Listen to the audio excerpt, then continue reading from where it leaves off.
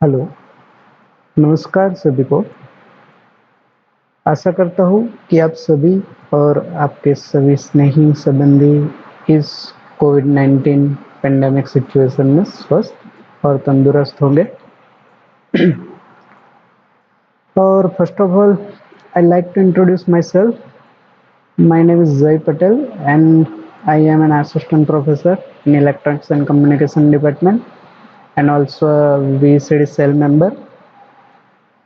So, आप जानते ही होंगे कि अब जो हम क्या बात करने वाले हैं, फिर भी मैं एक बार आप सभी को बता देना चाहता हूँ। तो under the banner of student induction programme, आज हम जिस टॉपिक पे बात करने वाले हैं उसका नाम है इनोवेशन एंड सस्टेनेबल टेक्नोलॉजी। और हाँ, आप सभी कभी ना कभी ये सभी शब्द जैसे कि innovation, invention, creation, research, discovery, development etcetera etcetera आप कहीं ना कहीं सुने ही होंगे और सुने भी होंगे, साथ में किसी न किसी ने कहीं ना कहीं पे आपको समझाया समझाया ही होगा और मुझे लगता है काफ़ी सारे लोगों को पता भी होगा। तो आज के इस समझने के क्रम में जानने से पहले और आगे बढ़ने से पहले आप सभी के सामने मैं एक प्रश्न रखना चाहता हूँ। तो जो आप ध्यान से सुनिएगा और इसका जवाब आप पूरे लेक्चर को सुनने समझने के बाद देने का प्रयास कीजिएगा, ठीक है? तो प्रश्न है, सभी के लिए है,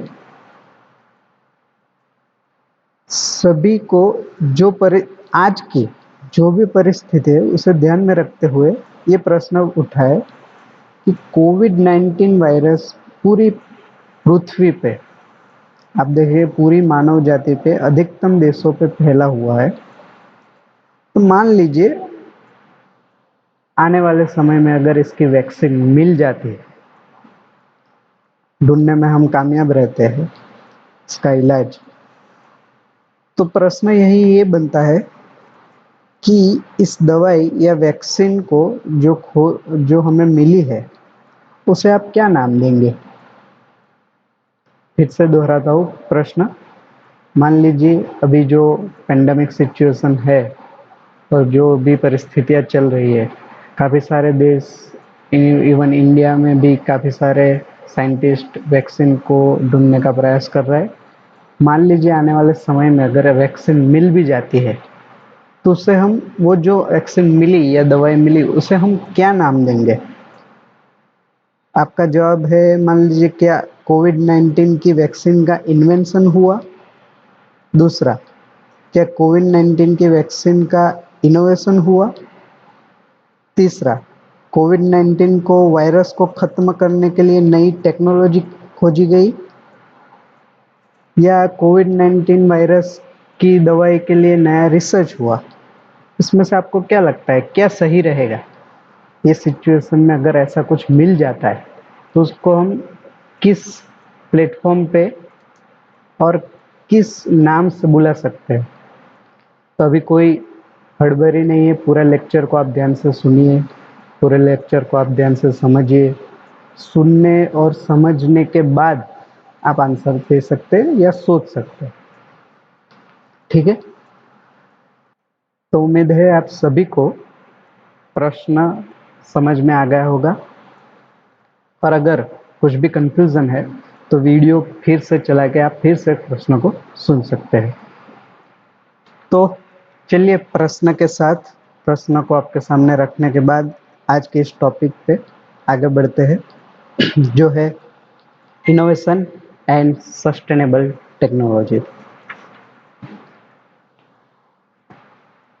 तो आगे बढ़ने के क्रम में आपके सामने मैं कुछ शब्द रखना चाहता हूँ जिसकी व्याख्या आपको शायद पता है, जिसको नहीं पता है वो सुन सकते हैं, जान सकते हैं, समझ सकते हैं। और आपके पास जो व्याख्या मान लीजिए है पहले से, उसके साथ आप इसको कंपेयर या वेरीफाई भी कर सकते हैं। काफ़ी सारे वर्ड्स ऐसे जो हम कहीं ना कहीं यूज़ करते ही रहते हैं और कहीं ना कहीं हम उसको मिस इंटरप्रेट करते रहते हैं। काफ़ी समय कुछ का कुछ वर्ड निकल जाता है, किसी प्रॉपर वर्ड की जगह दूसरा वर्ड निकल जाता है। क्योंकि ये ऐसा क्यों होता है? क्योंकि कुछ कन्फ्यूज़न है, वर्ड्स को समझने के बीच में कुछ कन्फ्यूज़न चल रहा है, इसलिए ऐसा हो सकता है, नेचुरल है। तो जैसे कि मैं पूछूं आपको, इन्वेंशन माने क्या? इन्वेंशन किसे कहेंगे? इसी तरह से इनोवेशन माने क्या? इनोवेशन किसे कहेंगे? डिस्कवरी माने क्या? रिसर्च माने क्या? सस्टेनेबिलिटी, सस्टेनेबल जो वर्ड यूज़ कर रहे हैं उसका मीनिंग क्या है?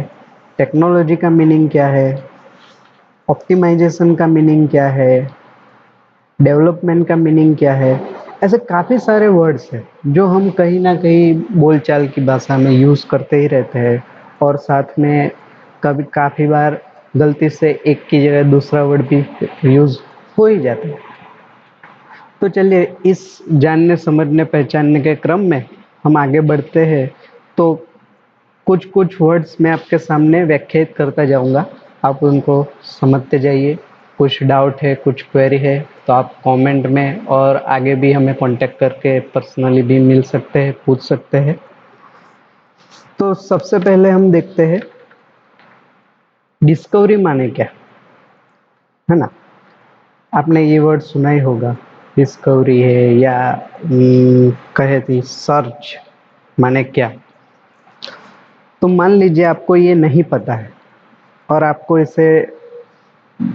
इसकी व्याख्या समझनी है, ढूंढनी है, तो आप कोई भी सर्च इंजन पे जाइए और टाइप किस कर सकते हैं और सर्च कर सकते हैं डिस्कवरी, मीनिंग ऑफ डिस्कवरी और व्हाट इज डिस्कवरी। तो आपको काफ़ी सारी व्याख्या है, काफ़ी सारी डेफिनेशन आपको पता चलेगी जो अलग अलग कंटेक्स्ट में अलग अलग रूप से व्याख्यात की गई हो।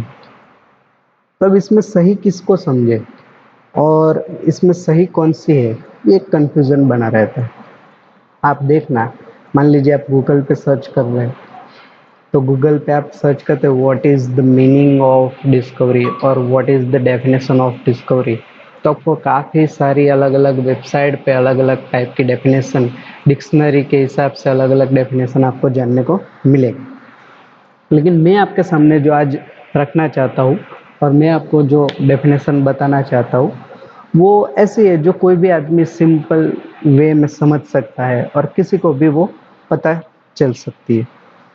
डिस्कवरी या सर्च का सीधा मीनिंग है वह ऑलरेडी जो है, एग्जिस्ट करता है ना?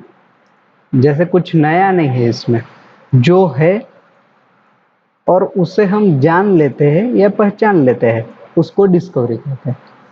एग्जाम्पल के तौर पे समझाओ तो हम कह सकते हैं, जैसे कि आपने सुना होगा कोलंबस ने अमेरिका डिस्कवर किया, या फिर कोलंबस डिस्कवर्ड दी अमेरिका। तो वहाँ पे हम इनोवेशन, कोलंबस ने अमेरिका इन्वेंट किया, कोलंबस ने अमेरिका को इनोवेट किया, ऐसा वर्ड नहीं यूज़ करते। वहाँ पे हम यूज़ करते हैं कोलंबस ने अमेरिका को डिस्कवर किया। डिस्कवर माने कि अमेरिका ऑलरेडी एग्जिस्ट था ही, वो यहाँ पे पृथ्वी पे या सृष्टि पे वो है ही, सिर्फ हमने उसे पहचान लिया, उसी को बोलते हैं डिस्कवर। ये रहा एक सिंपल सा एग्जाम्पल के साथ डिस्कवर की डेफिनेशन। और आप अब अपनी डेफिनेशन से इसको जांच सकते हैं, वेरीफाई कर सकते हो, है ना?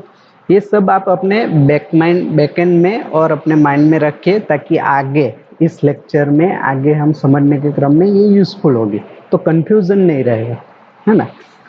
तो दूसरी व्याख्या लेते हैं हम, वो है रिसर्च माने क्या। पहला हमने देखा कि डिस्कवरी माने क्या, अब हम देखते हैं रिसर्च यानी क्या, रिसर्च किसे कहते हैं, है ना? तो सेम आप उसको भी गूगल या कोई भी सर्च इंजन पे आप टाइप कीजिए, देखिए रिसर्च का कितने मीनिंग्स आता है ना? तो अभी मैं आपको जो बताने जा रहा हूँ वो सिंपल एक व्याख्या जो कोई भी व्यक्ति समझ सकता है, वो लैंग्वेज में, व्यवहारिक लैंग्वेज जिसे हम कहते हैं, उसमें एक डेफिनेशन में देने का प्रयास कर रहा हूँ, आप उसे खींचिए। रिसर्च अपने आप में दो वर्ड है, री और सर्च। सर्च यानी कि खोज, और डिस्कवरी भी कह सकते हैं, और री मीन्स दोबारा। तो दोबारा जिसको खोजा जाए और जिसको जाना जाए, समझा जाए, उसे रिसर्च कहते हैं। अब क्वेश्चन आता है ऐसा क्यों करना चाहिए और ऐसा क्यों करते हैं हम? तो सीधा इसका सीधा जवाब है, जैसे कि हम अपने रोजमर्रा की जिंदगी में जीने के क्रम में कुछ ना कुछ जानते रहते हैं, कुछ ना कुछ पहचानते रहते हैं, और वो वही चीज़ है जो ऑलरेडी पहले भी खोजी गई, जो ऑलरेडी डिस्कवर हो चुकी है। जैसे कि फॉर एग्जाम्पल हम कह सकते हैं कि आप अभी कोई भी ब्रांच में पढ़ लीजिए, कोई भी ब्रांच में मान लीजिए आप है, for example faculty of engineering में है, कॉमर्स में है या साइंस में है, तो ऑलरेडी उसके कुछ रूल, कुछ उसके कुछ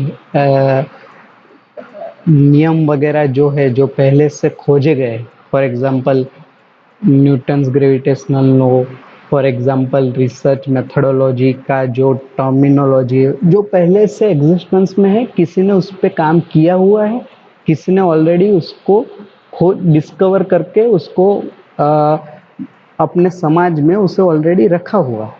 उस चीज को हम अपनी लाइफ में पहचानने और जानने के क्रम में दूसरी बार उसको समझते हैं, जानते हैं, मानते हैं, वेरीफाई करते हैं। तो वो जानने, मानने, पहचानने, वेरीफाई करने के जो क्रम है उसे हम कहते हैं रिसर्च। और जो व्यक्ति ये सब करता है उसे हम कहते हैं रिसर्च स्कॉलर। तो इससे क्या समझ में आता है कि इससे समझ में आता है कि हर आदमी जो जन्म लेता है वो जन्म से ही रिसर्च स्कॉलर होता है। ऐसा क्यों? तो आप देख लीजिए, बच्चा जब जन्म लेके थोड़ा बड़ा होता है और समझने लगता है, तब से उसके इतने सारे क्वेश्चन होते हैं जो उसके जीने के साथ रिलेट करते हैं। ये क्यों, वो क्यों, ऐसा क्यों, ऐसा क्यों। तो ये सब जानने की जो जिज्ञासा है वो उसको अपने आप में जीने के लिए उसको जानना जरूरी है। तो वो कुछ ना कुछ रिसर्च करता ही रहेगा, कुछ ना कुछ रिसर्च करता ही है। हर आदमी कुछ ना कुछ रिसर्च करता है। इसलिए ये टर्म बन के आती है कि हर आदमी जन्म से ही रिसर्च स्कॉलर है। तो ये था एक सिंपल रिसर्च का डेफिनेशन, और रिसर्च को समझाने का मेरे ओर से प्रयास किया गया। कोई भी डाउट और क्वेरी अगर है तो आप मुझे से पूछ सकते हैं, कमेंट में लिख के या फिर कांटेक्ट करके आप मुझे पूछ सकते हैं। नेक्स्ट हम चलते हैं, इन्वेंशन माने क्या, इन्वेंशन किसे कहेंगे।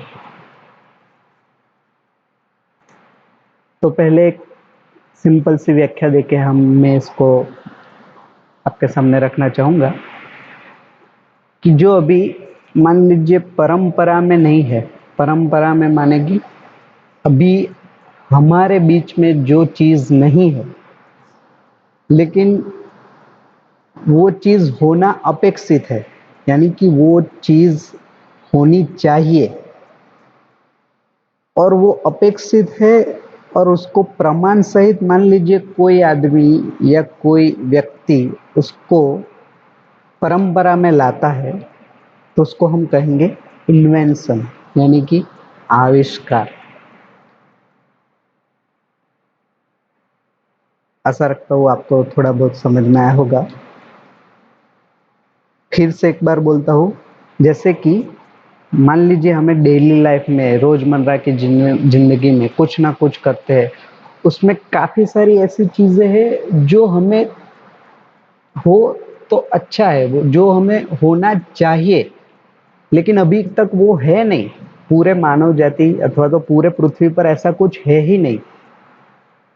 तो उसको खोजा जाए और उसको प्रमाण सहित परंपरा में लाने की जो प्रोसेस है उसको हम इन्वेंशन या आविष्कार कहते हैं।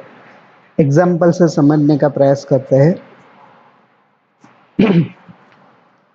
कि बल्ब का आविष्कार, ये आपने सुना होगा कि एक साइंटिस्ट ने बल्ब का आविष्कार किया, वहाँ हम, गौर कीजिएगा आप, आविष्कार वर्ड का यूज करते हैं। इन्वेंशन, बल्ब का इन्वेंशन, टेलीफोन का इन्वेंशन, एरोप्लेन का इन्वेंशन, ये सभी को हम आविष्कार या इन्वेंशन कहते हैं, ना कि इनोवेशन। तो आशा करता हूँ आप सभी को इन्वेंशन क्या होता है ये समझ में आ ही गया होगा। आपने गौर किया हो तो पता चलता है जितने भी इन्वेंशन, जिसको हम इन्वेंशन कहते हैं, जैसे बिजली का इन्वेंशन है ना, जैसे कि बल्ब का इन्वेंशन, टेलीफोन का इन्वेंशन, ये जिसको हम इन्वेंशन कहते हैं वो हमें किसी समय में वो होना अनिवार्य था जो नहीं था पहले, और किसी व्यक्ति ने या किसी मानव समुदाय ने उसको प्रमाण सहित हमारे सामने रखा और हमारे सामने उसको इन्वेंट करके दिया, इसलिए उसको हम इन्वेंशन कहते हैं, ना कि इनोवेशन या डिस्कवरी या सर्च, ऐसे कुछ वर्ड से उसको जानते हैं, बल्कि इन्वेंशन ही कहते हैं। तो चलिए आगे बढ़ते हैं, और आज के जो टॉपिक है उसको हम अगर दो पार्ट में डिवाइड करें तो एक है इनोवेशन एंड सस्टेनेबल, दूसरा है सस्टेनेबल टेक्नोलॉजी।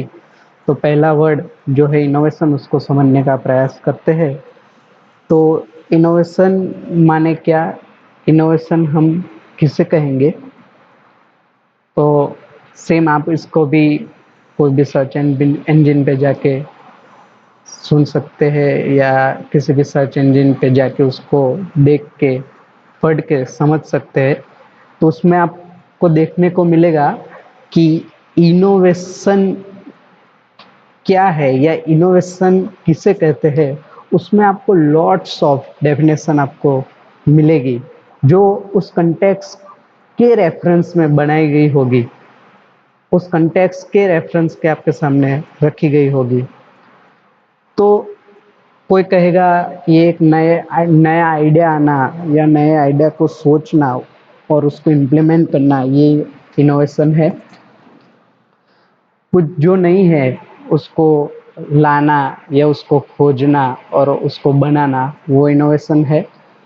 या कुछ है उसमें वैल्यू एडिशन करना, ये भी एक इनोवेशन है। ऐसी काफ़ी सारी डेफिनेशन आपको मिलेगी। तो अब मैं आपके सामने जो एक डेफिनेशन रखने का प्रयास कर रहा हूँ, वो आप जांचिए, समझिए और देखिए कि आपको समझ में आता है।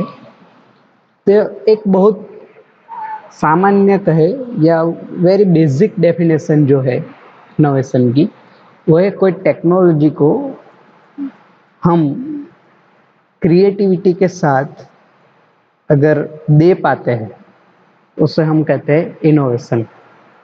यानी जो ऑलरेडी कोई टेक्नोलॉजी है उसमें हम कुछ वैल्यू एडिशन कर पाते हैं, तो उसको बोलते हैं हम इनोवेशन। कुछ नयापन जो पहले नहीं था और होने के बाद वो उसका वैल्यू एडिशन हुआ, वो टेक्नोलॉजी या वो प्रोडक्ट का, या फिर कोई प्रोडक्ट है उसमें कोई प्रॉब्लम आया है, तो उस प्रॉब्लम को सॉल्व करने के लिए हम कुछ वैल्यू एडिशन करते हैं या कुछ क्रिएटिविटी लगाते हैं, उसे हम कहते हैं इनोवेशन। ये एक बहुत बेसिक, वेरी बेसिक डेफिनेशन है जो मैंने आपके सामने रखी। तो इसको एग्जाम्पल के तौर पे समझने का प्रयास करते हैं। तो ऐसा आपने सुना होगा कि इनोवेशन इन मोबाइल सेक्टर्स, जैसे कि in innovation in communication sector, innovation in computers, innovation in human lifestyle, innovation in engineering and technology, innovation in medical science, etcetera etcetera. काफ़ी सारे जो फील्ड्स, जो टेक्नोलॉजी ऑलरेडी अवेलेबल है, उसमें innovation के बारे में आपने सुना ही हो। तो आपने गौर किया हो तो यहाँ पता चलता है कि इनोवेशन का सीधा मतलब है कि जो ऑलरेडी टेक्नोलॉजी उपलब्ध है उसमें हम कोई ना कोई नॉन में या वैल्यू एडिशन करते हैं, उसे हम इनोवेशन कहते हैं।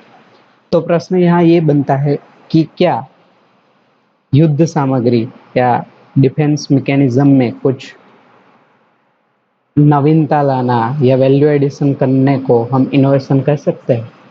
क्या लगता है? यानी कि ऐसी गन बनाना जिसमें से 1 सेकंड में 50 राउंड फायर हो, उसे क्या इनोवेशन कह सकते हैं? तो इनोवेशन का आधार क्या होना चाहिए? इनोवेशन किस बेसिस पे होना चाहिए? तो मेरे हिसाब से सही में देखा जाए तो पूरे मानव जाति और पूरी धरती को एज इट इज बनाए रखने के क्रम में जो भी टेक्नोलॉजी है उसे हम उसमें हम वैल्यू एडिशन करते हैं या नवीनता लाने का प्रयास करते हैं, मेरे ख्याल से उसी को इनोवेशन कहा जाएगा। और जो भी हम कर रहे हैं उसको मेरे ख्याल से तो वो इनोवेशन नहीं है, उसे कुछ और नाम से व्याख्यात करना योग्य रहेगा। एग्जाम्पल से समझने का प्रयास करते हैं कि हम रोजमर्रा की जिंदगी में कहते हैं हर एक को खाने के लिए कुछ ना कुछ चीजें या कुछ ना कुछ वस्तु की आवश्यकता होती ही रहती है। तो उसी एग्जाम्पल को लेके ये शब्द या इनोवेशन को समझने का प्रयास करते हैं। मान लीजिए कि जब ये स्टोव, गैस स्टोव वगैरह नहीं था तो आदमी का काफी सारा समय खाने बनाने की जो प्रक्रिया है उसमें ही चला जाता था। जैसे कि लकड़ियाँ, सूखी लकड़ियाँ, बेसिकली सूखी लकड़ियाँ ढूंढना, फिर उसे काटना, फिर लाना, फिर उसे जलाना। जलाने की जो प्रक्रिया वो भी आपको पता होगा या आप अपने पेरेंट्स से पूछ सकते हैं, वो भी काफ़ी कॉम्प्लेक्स है। फिर उसे सही आंच पे जलाना, फिर बर्तन में खाना पकाना और पकने के बाद उसे खाना। तो ये पूरा काफ़ी सारा समय, ये एक बेसिक जो नीड है ह्यूमन की, उसमें ही पूरा समय चला जाता था। तो उसकी जगह अब हम मान लीजिए नेचुरल गैसेस का यूज़ करके स्टोव का इनोवेशन किया जाए तो ज़्यादा वक्त खाने की प्रोसेस में जाता था वो कम हो जाएगा। और तो ये टेक्नोलॉजी जो खाने बनाने की प्रोसेस की जो टेक्नोलॉजी है उसमें एक वैल्यू एडिशन हुआ जिसको हम इनोवेशन के नाम से जान सकते हैं। तो अभी आपको थोड़ा बहुत समझ में आया होगा कि जो टेक्नोलॉजी में इनोवेशन की हम बात करने जा रहे हैं वो टेक्नोलॉजी कैसी होनी चाहिए। वो टेक्नोलॉजी ऐसी होनी चाहिए कि जो हमारे पूरे मानव जात और पूरी धरती को सस्टेन करे, नहीं कि उससे डिग्रेड करे। जैसे कि मैंने आगे भी एग्जांपल लिया था, जैसे डिफेंस मैकेनिज्म में जो नए नए खोजें होती रहती है, क्या उससे इनोवेशन कहना ठीक है? वो एक ओपन क्वेश्चन है, आप जांच लीजिए खुद से ही। तो ये मेरे हिसाब से अब मैं आपके सामने एक इनोवेशन की प्रपोज्ड डेफिनेशन रखने का प्रयास कर रहा हूँ। आप इसे देखिए। इनोवेशन माने कि कोई मीनिंगफुल प्रॉब्लम को नए तरीके से सॉल्व करने का एक एक तरीका। जैसे कि पहले मैं आपके सामने पूरा डेफिनेशन रीड करता हूँ, फिर हमें उसको समझने का प्रयास करेंगे। Innovation is the process of creating value by applying novel solution to the meaningful problem. यह 3 वर्ड जो काफी गौर करने योग्य है वो है meaningful problem, creating values and novel solution. ये 3 वर्ड बेसिकली इनोवेशन का आधार है। तो इसको हम बारी बारी से देखने का, जांचने का प्रयास करेंगे। तो मान लीजिए कि वैल्यू, मैंने जो कहा आपको इस तरह से, वैल्यू, नॉवेल सॉल्यूशन और मीनिंगफुल प्रॉब्लम का जो सॉल्यूशन हम बात कर रहे थे उसमें उसी के क्रम में समझने का एक प्रयास है। तो इनोवेशन को कैसे जांचा जाए कि ये इनोवेशन है कि नहीं? तो 3 बेसिक क्वेश्चन आप उसके साथ जोड़ दीजिए। वो है, क्या वो, पहला क्वेश्चन है, क्या वो कोई मीनिंगफुल प्रॉब्लम को सॉल्व कर पाता है? दूसरा है, क्या वो कुछ नया है, नॉवेल है, इज इट नॉवेल और व्हाट।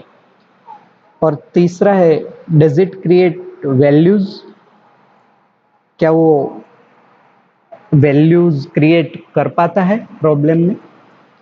अगर ये 3 क्वेश्चन के आंसर का सही उत्तर या उत्तर हाँ में आता है तो उसे इनोवेशन कहा जा सकता है।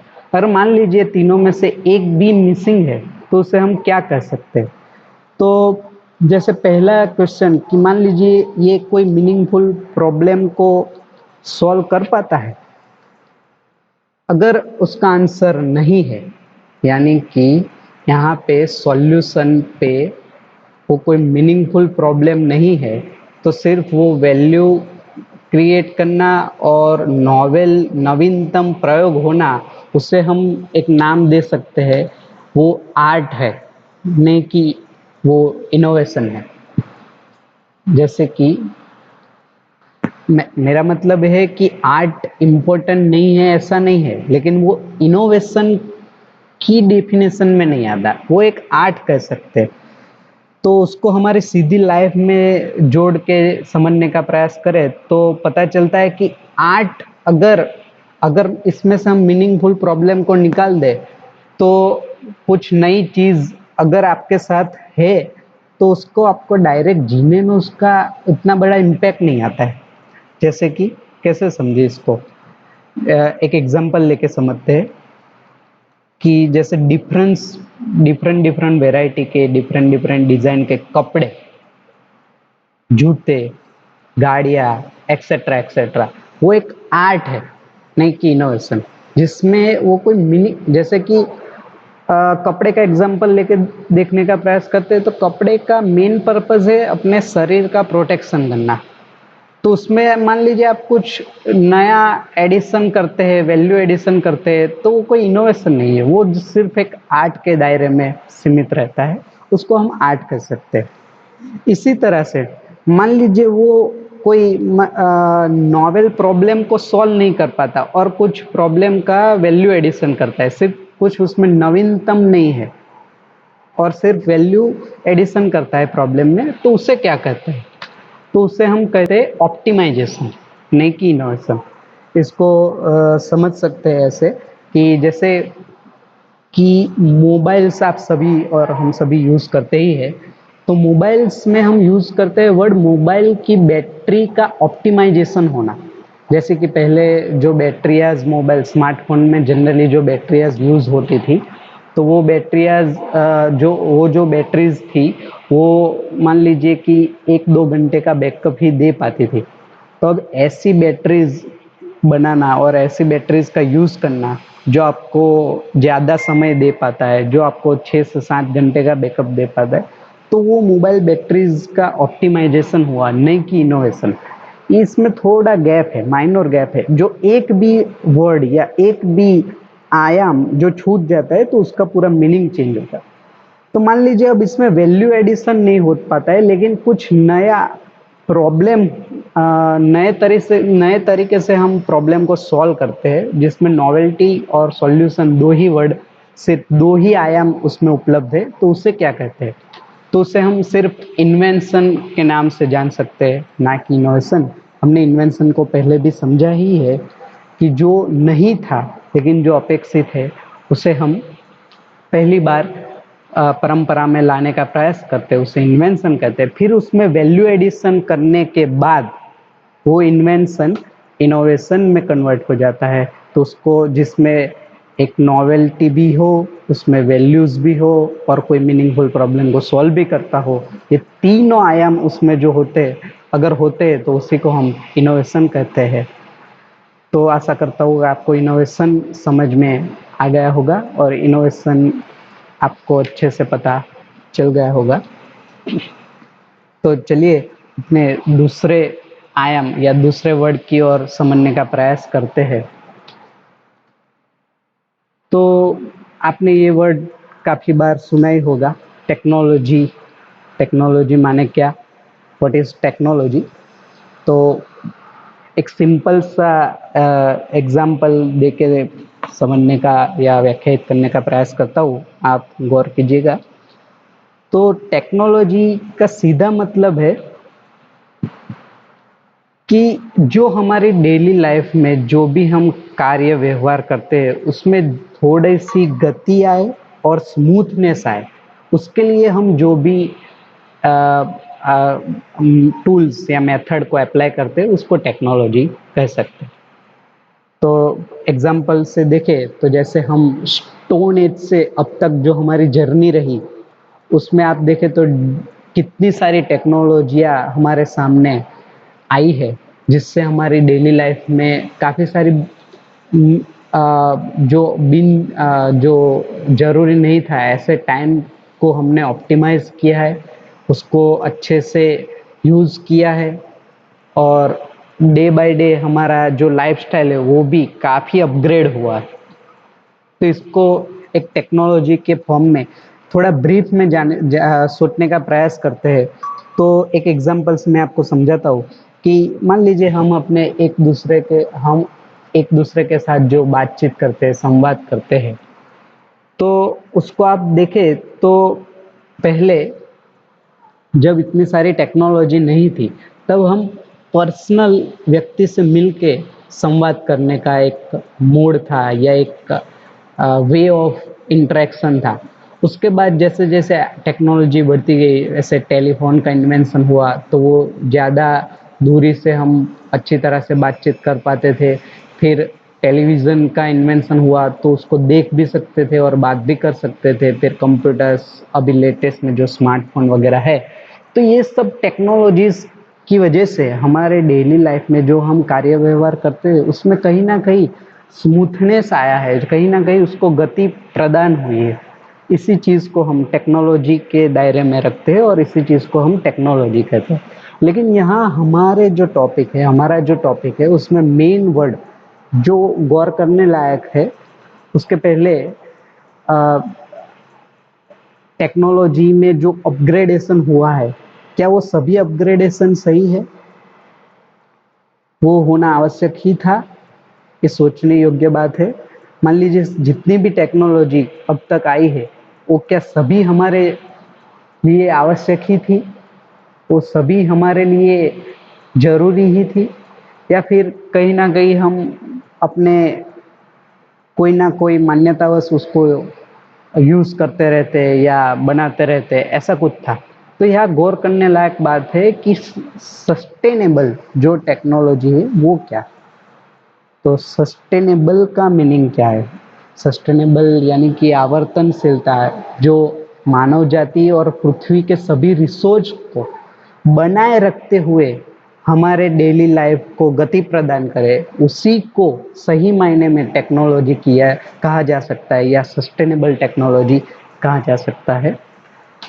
तो जैसा मैंने आपको कहा उसी तरह से जैसे कि कोई रिसोर्स का हम यूज़ करते हैं, उसको प्रोसेस करते हैं, उससे कुछ चीज़ मैन्युफैक्चर करते हैं, फिर उसको यूज़ करते हैं। यूज़ करने के बाद जो रह जाता है उसको वापस से हम रिसाइकल करके रिसोर्स में कन्वर्ट कर पाते हैं। वैसे ही टेक्नोलॉजी और वैसी ही चीज़ों को हम सस्टेनेबल फॉर्म अथवा तो सस्टेनेबल के दायरे में रख सकते हैं, अदरवाइज वो सस्टेनेबल नहीं, टेक्नोलॉजी सस्टेनेबल नहीं।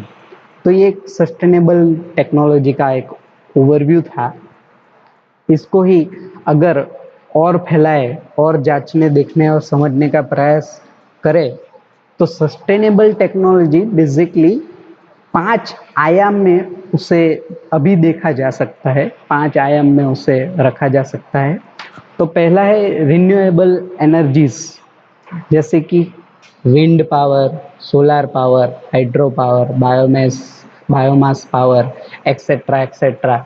जो भी रिन्यूएबल एनर्जी सोर्सेस है उसको हम सस्टेनेबल टेक्नोलॉजी के आयाम में रख सकते हैं, जिसको हम यूज़ कर सकते हैं और एज इट इज़ प्रकृति और व्यवस्था को वापस रिसाइकल करके दे भी सकते हैं। जैसे कि सृष्टि और प्रकृति भी बनी रहे और हमारी लाइफस्टाइल और मानव जाति की लाइफस्टाइल भी बनी रहे। ऐसी जितनी भी सोर्सेस है जिससे हम बिजली पैदा करते हैं उसको रिन्यूएबल एनर्जी के दायरे में या रिन्यूएबल एनर्जी के फॉर्म में यूज़ करके उसको व्याख्यायित कर सकते हैं। दूसरा जो है वो है सस्टेनेबल लिविंग, और ये एक नई टर्मिनोलॉजी है और ये एक जानने योग्य टर्मिनोलॉजी है। यानी सस्टेनेबल लिविंग माने क्या? तो सस्टेनेबल लिविंग यानी कि पृथ्वी के प्राकृतिक संसाधनों और मान लीजिए व्यक्तिगत संसाधनों के उपयोग को, ये जो मैं डेफिनेशन बताने जा रहा हूँ वो ऑलरेडी एग्जिस्ट है, हम उसमें बाद में क्या सही क्या गलत क्या वैल्यू एडिशन करना योग्य है वो सब बाद में देखेंगे। तो फिर से एक बार दोहराता हूँ, सस्टेनेबल लिविंग का मतलब अभी जो है वो है कि पृथ्वी के प्राकृतिक संसाधनों या फिर व्यक्तिगत संसाधनों के उपयोग को कम करने का प्रयास रहता है इसमें, जिसको दूसरे नाम में अर्थ हार्मनी लिविंग या नेट जीरो लिविंग से भी जाना जा सकता है। लेकिन मेरे ख्याल से संसाधनों का आवश्यकता के अनुसार या आवश्यकता के अनुरूप उपयोग करना ठीक होगा, न कि ज़्यादा न कि कम। तो ये मेरे हिसाब से थोड़ा एक प्रपोजल है, आप इसको जान लीजिए। तो ये इसको कहते हैं सस्टेनेबल लिविंग।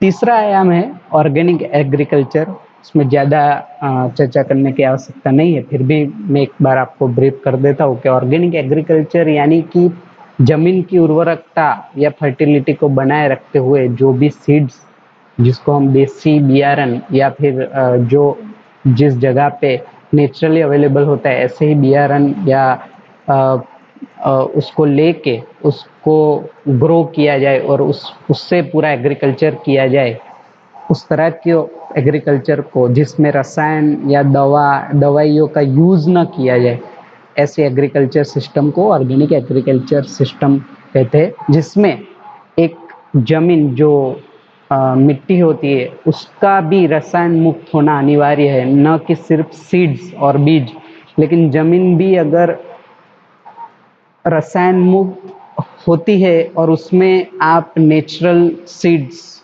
देसी बियारण डाल के उससे जो पाक लेते उसको ही ऑर्गेनिक एग्रीकल्चर कहा जा सकता है मेरे हिसाब से। तो ये एक ऑर्गेनिक एग्रीकल्चर का आयाम था। चौथा आयाम है जो है एनवायरमेंटल इकोनॉमिक्स। ये इकोनॉमिक का एक वैल्यू एडिड पार्ट है, जो इकोनॉमिक्स पूरी अर्थव्यवस्था है उसका एक वैल्यू एडिशन है। जैसे कि एक सिंपल वे में समझने का प्रयास करें तो एनवायरमेंटल इकोनॉमिक्स यानी कि अभी जो पूरे धरती पे हम इकोनॉमिक्स को किस क्राइटेरिया में हम जज या उसको मेज़र करते हैं, तो पूरी पृथ्वी पे या काफ़ी सारे देशों में उसको जीडीपी के तौर पे उसको मेज़र किया जा सकता है कि जिस देश ने जिस देश का जितना ज़्यादा जीडीपी यानी कि उसको इकोनॉमी उतनी ज़्यादा है, उसका अर्थव्यवस्था उतनी अच्छी है। लेकिन उसमें हम एक चीज़ भूल जाते हैं कि वो जीडीपी ग्रो कर जाता है लेकिन वो जो रिसोर्स है, नेचुरल रिसोर्स, वो डिग्रेड होते जा रहा है। जैसे कि एयर पोल्यूशन बढ़ना, वाटर क्वालिटी डिग्रेड होना, ओजोन स्तर का डिग्रेड होना, उसमें कुछ ना कुछ प्रॉब्लम आते रहना, कार्बन मोनोऑक्साइड कार्बन डाइऑक्साइड का बढ़ते जाना, ये जो चीज़ें हैं जो हम जीडीपी बढ़ाने के क्रम में उसको निग्लेक्ट करते हैं, वो अगर रोका जाए और उसको ध्यान में रखते हुए जो भी इकोनॉमिक डेवलप की जाए और सोची जाए, वो इकोनॉमी को हम कहते हैं एनवायरमेंटल इकोनॉमी, जिसमें अपना इकोनॉमी अर्थव्यवस्था भी बनी रहे और नेचुरल रिसोर्सेज भी बने रहे, वो डिग्रेड ना हो। उस ऐसी सोच और उसको अप्लाई करने को हम एनवायरमेंटल इकोनॉमिक्स कहते हैं। और पांचवा और आखिरी आयाम जिसको हम कहते हैं environmental technology. Basically environmental technology वो रिन्यूएबल एनर्जी का ही एक सब पार्ट माना जा सकता है। जैसे कि सोलर कार बनाना या फिर बाइक बनाना, सोलार मोबाइल चार्जर या सोलार से चलने वाले मोबाइल बनाना, कुकर बनाना, एक्सेट्रा एक्सेट्रा जितनी भी टेक्नोलॉजीज अवेलेबल है उसको यूज़ भी हम एनवायरमेंटली और इको फ्रेंडली तरीके से करें तो उसको एनवायरमेंटल टेक्नोलॉजीज कहते हैं, जिसमें प्राकृतिक संपदा और नेचुरल रिसोर्सेज भी एज इट इज़ बने रहे और अपना भी जो यूजेस है, अपनी भी जो ज़रूरियातें हैं वो भी हम पूरी कर पा सकते हैं। इस पूरे को हम सस्टेनेबल टेक्नोलॉजी, इस पांचों आयाम को मिला के जो टेक्नोलॉजीज में हम अपग्रेडेशन या वैल्यू एडिशन करते हैं उस सबको हम सस्टेनेबल टेक्नोलॉजी कहते हैं। तो आज के लिए इतना ही।